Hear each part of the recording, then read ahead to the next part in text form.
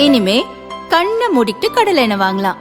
ஏன்னா மந்த்ரா கடலை எண்ணெய் இதயத்தின் தயாரிப்பு. வறுக்க பொரிக்க ஏன் எல்லா சமையலுக்கும் மந்த்ரா தான். மந்த்ரா கடலை எண்ணெய், அபார ருசி, ஆரோக்கியமான உடல் நலம். ரொம்ப டயர்டா இருக்கு. இயற்கையான டேட்ஸ், பாதாம், பிஸ்தா, கேஷு அண்ட் ஹனி கொண்டு தயாரிக்கப்பட்ட லயன் டேட் நட் பைட்ஸ்.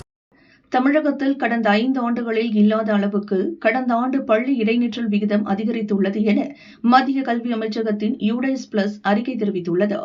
துவக்க பள்ளிகளில் 2.7, நடுநிலைப் பள்ளிகளில் 2.8, மேல்நிலைப் பள்ளிகளில் 8.3% இடைநிற்றல் அதிகரித்துள்ளது.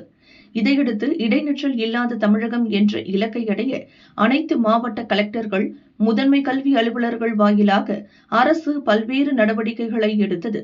அதன் பயனாக அதிகபட்சமாக விருதுநகர் மாவட்டத்தில் 1400 மாணவர்கள் மீண்டும் பள்ளியில் சேர்க்கப்பட்டனர். ஆசிரியர்கள் பற்றாக்குறை, பெற்றோர் ஒத்துழைப்பில்லாமை உள்ளிட்ட காரணங்களால் அவ்வப்போது மாணவர்களின் வருகை பதிவில் சரிவு ஏற்பட்டது. தற்போது +2 பொதுத் தேர்வுக்கான செய்முறை தேர்வுகள் நடக்கின்றன. அதில் இடைநின்ற மாணவர்களையும் அனுமதிக்கும்படி அதிகாரிகள் வற்புறுத்துகின்றனர். இது தலைமை ஆசிரியர்களுக்கு நெருக்கடியாக மாறியுள்ளது. இதுகுறித்து பள்ளி தலைமை ஆசிரியர்கள் கூறியதாவது: தமிழக கல்வி விதிகளின்படி பொதுத் தேர்வு எழுத 75% வருகை பதிவு கட்டாயம்.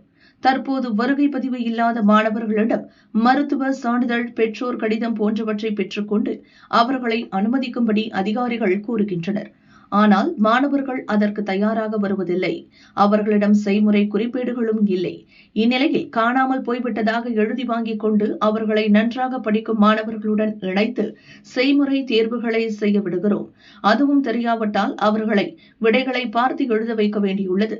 இவ்வாறு செய்தாலும் எழுத்துத் தேர்வில் அவர்களால் பள்ளியின் தேர்ச்சி சதவீதம் பாதிக்கும் என்று அவர்கள் கூறினர்.